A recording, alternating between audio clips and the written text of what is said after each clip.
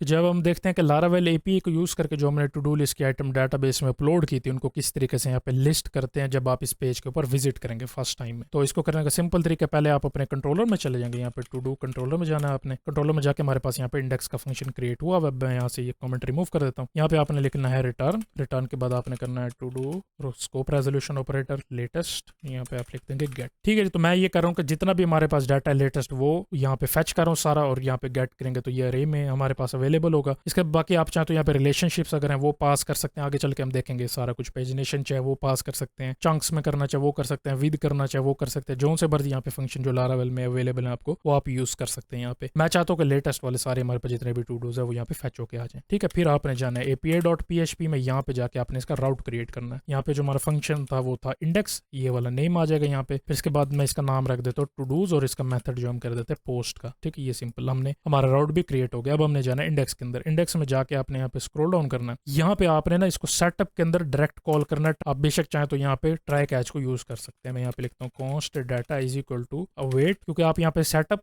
के अंदर direct call करें किसी फंक्शन में नहीं है तो आपको एसिंक यूज करने की जरूरत नहीं होती, लेकिन ये वर्क करता है तो आप यहाँ पे डायरेक्ट अवेट यूज करेंगे इसके साथ। ठीक है, बाकी है कि ये जो फंक्शन हमने क्रिएट किया था ये मैं कॉपी कर लेता हूँ यहाँ से। इसके अंदर से ना आपने सारा डाटा जो कन्फिग्रेशन पास किया वो आपने रिमूव कर देना। हमारा लिंक का नेम था टू डूज, तो यहाँ से आप इसको रिमूव करके यहाँ पे चेक कर सकते हैं। अब जो यहाँ पे आपने एपीआई राउट क्रिएट किया था, अगर आपने इसको चेक करना है तो राउट कॉलम लिस्ट चेक करेंगे। यहाँ पे गेट का मेथड है और ये /API/todos यहाँ पे ये गेट के साथ अवेलेबल है हमारे पास। ठीक है, और हमने यहाँ पे कन्फिग्रेशन पास ही इस वजह से नहीं की क्योंकि अगर आपके पास कोई स्पेशल मेथड हो, जैसे पोस्ट का हो गया, साथ बॉडी पास करना है, टोकन पास करना है, तो वो फिर आप यहाँ पे मेथड का नेम लिख के कॉल कर सकते हैं। पुट पैच जैसे मर्जी, जो सा मर्जी आपने यहाँ पे मेथड इसके साथ पास किया था ये वाला, तो आपने यहाँ पे पास करना है। लेकिन क्योंकि यहाँ गेट है और बाय डिफॉल्ट आपकी रिक्वेस्ट गेट पे होती है तो आपको इसके साथ पास करने की जरूरत नहीं होती। अब हमने ये करना है कि जो हमारा नेम्स की अरे है उसके साथ आपने इसको असाइन करना है। तो ये इस तरीके से असाइन होता है। मैंने आपको पहले बताया था नेम रेफ के थ्रू होगा, तो रीड आप डॉट वैल्यू ऐड करके करते हैं इसमें, और हमारा जो डाटा है वो डाटा के वेरिएबल के अंदर है, हमने इसको यहाँ पे साथ असाइन कर दिया। हमारे पास यहाँ पे सारा डाटा जो है वो ऑब्जेक्ट के अंदर आ गया। अब आप सोच रहे होंगे कि ये सारा ऑब्जेक्ट में क्यों आ रहा है, वो इस वजह से क्योंकि आपका डाटा जितना भी डाटाबेस से आता है वो सारा ऑब्जेक्ट की फॉर्म में होता है, और हम जितने भी नेम स्टोर करा रहे थे वो हम डायरेक्ट अरे के अंदर स्टोर करा रहे थे, हम साथ कोई ऑब्जेक्ट को असाइन करके पास नहीं कर रहे थे। तो इस वजह से ये पूरा ही यहाँ पे नजर आ रहा है। तो इसको रीड करने का सिंपल तरीका ये है, क्योंकि हम यहाँ पे इसको अरे के अंदर डाल रहे हैं तो साथ ऑब्जेक्ट की अरे गई है, या नेम्स के थ्रू हमने इसको रीड किया। आइटम के अंदर सारा हमारा ऑब्जेक्ट था, फिर अब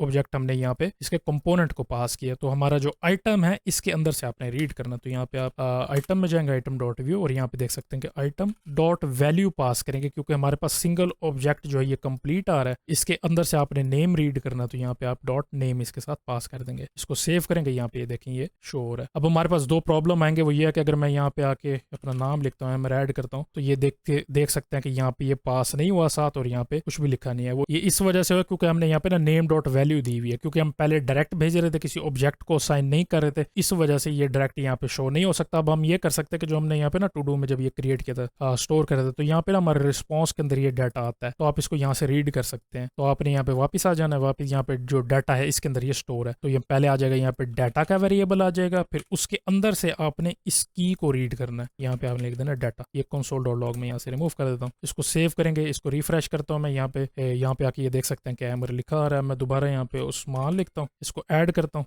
ये नीचे जाके देखेंगे, ये देखें ये नीचे उस्मान ऐड हो चुका है। अब मैं चाहता हूँ कि ये ऊपर है, यानी कि फर्स्ट नंबर पे, तो यहाँ पे आप पुश करने के बजाय यहाँ पे अनशिफ्ट कर सकते हैं। ठीक है, अनशिफ्ट करेंगे इसको, तो अब ये ऊपर पहले नंबर पे ऐड हुआ करेगा। यहाँ पे मैं तायर लिख के ऐड करता हूँ, तो ये देखिए ये ऊपर वाले जगह पे ऐड हो गया। रिफ्रेश करेंगे तो ये सेम जगह पे ही रहेगा। ठीक है जी, तो ये तरीका था। इस तरीके से अपने डाटाबेस से डाटा को रीड करके अपने पेज के ऊपर शो कराना है, और इस तरीके से आपने इसको एडजस्ट करना।